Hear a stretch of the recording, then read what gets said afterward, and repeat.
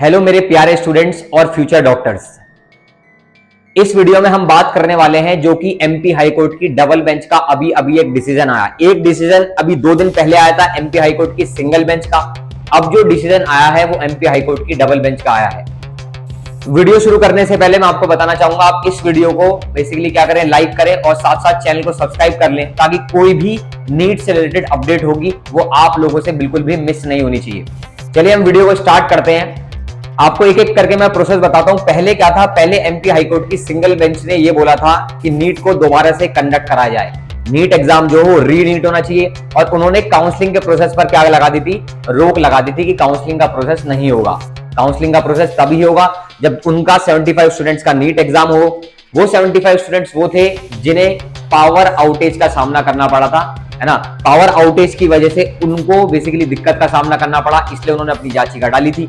उस याचिका पर सुनवाई करते हुए एमपी हाई कोर्ट की सिंगल बेंच ने बोला कि एग्जाम आपका जो है दोबारा से होगा और मेरिट लिस्ट दोबारा से आएगी, जिस पर हम पहले ही वीडियो बना चुके थे।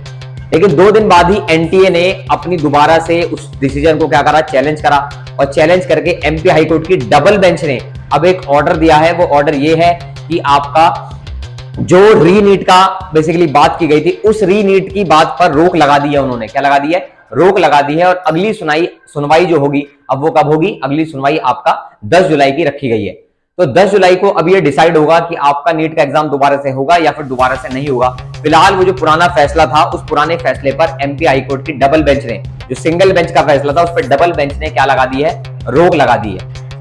अब यहां पर एक बात निकल के आ रही है कि 10 जुलाई को भी अगर डिसीजन आ जाता है, 10 जुलाई को भी मान लो स्टूडेंट के फेवर में आया या एनटी के फेवर में आया, अब ये दोनों क्या करेंगे, फिर सुप्रीम कोर्ट में अपनी याचिका डालेंगे। फिर सुप्रीम कोर्ट डिसीजन लेगा कि क्या होना चाहिए क्या नहीं होना चाहिए। तो इस तरीके से खेल कभी इधर एनटी के पाले में है, कभी गेंद आपका क्या है, उनके पाले में, स्टूडेंट्स के पाले मारी है। अगर एनटी के खिलाफ डिसीजन जा रहा है तो स्टूडेंट अपनी याचिका डाल दे रहे हैं, स्टूडेंट के खिलाफ डिसीजन जा रहा है तो आपका एनटीए वाले अपनी याचिका डाल दे रहे हैं। तो इस तरीके से ये इधर उधर चल रहा है।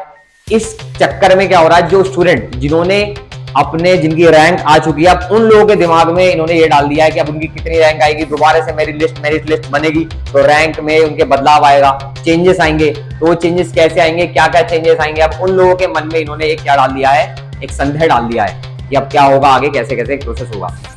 तो यहाँ पर यही बहुत बड़ा, इससे होता क्या है, इससे स्टूडेंट को इफेक्ट होता है। ये जितने भी इधर उधर डिसीजन चलते रहते हैं, इससे स्टूडेंट्स को प्रॉब्लम होती है, स्टूडेंट्स की लाइफ पर इफेक्ट पड़ता है। बिकॉज स्टूडेंट इस वक्त काउंसलिंग के प्रोसेस के ऊपर पूरा ध्यान दे रहा है कि काउंसलिंग कैसे होगी, क्या क्या प्रोसेस होगा काउंसलिंग का। स्टूडेंट का फोकस पूरी तरीके से उस पर है। बट अब ये लोग, कभी स्टूडेंट के फेवर में डिसीजन आ रहा है, फिर कभी एनटीए के डिसीजन फेवर में डिसीजन आ रहा है। तो ऐसे ऐसे प्रोसेस आपका क्या हो रहा है, चलता जा रहा है। इवन एनटीए ने बोला है कि हम लोग क्या करेंगे, अगर हमारे खिलाफ याचिका जाती है तो हम सुप्रीम कोर्ट तक जाएंगे। तो वो सुप्रीम कोर्ट तक जाएंगे इसको डिफेंड करने। ऐसी स्टूडेंट के खिलाफ जाती है अगर, तो बेसिकली स्टूडेंट फिर आपका सुप्रीम कोर्ट जाएंगे। तो इस तरीके से प्रोसेस आपका चलने वाला है। वो आगे क्या डिसीजन होगा, वो डिसीजन हम डिस्कस करेंगे आने वाली वीडियोज में कि एमपी हाई कोर्ट की तरफ से क्या डिसीजन आने वाला है। बाकी काउंसलिंग का क्या क्या प्रोसेस रहने वाला है, काउंसलिंग कब होने वाली है, वो तो अब काउंसलिंग पे परमानेंट क्या लग गई है, रोक लग गई है।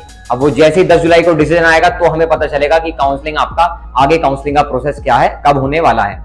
ऐसे ही बेसिकली किसी भी कंटेंट के लिए, कोई भी इंफॉर्मेशन के लिए, कोई भी अपडेट के लिए आप चैनल पर बने रहें, वीडियो को लाइक करें और चैनल को सब्सक्राइब करें ताकि कोई भी अपडेट नीट से रिलेटेड या कोर्ट के ऑर्डर से रिलेटेड मैं आपको यहां पर ही इसी चैनल पर दूंगा।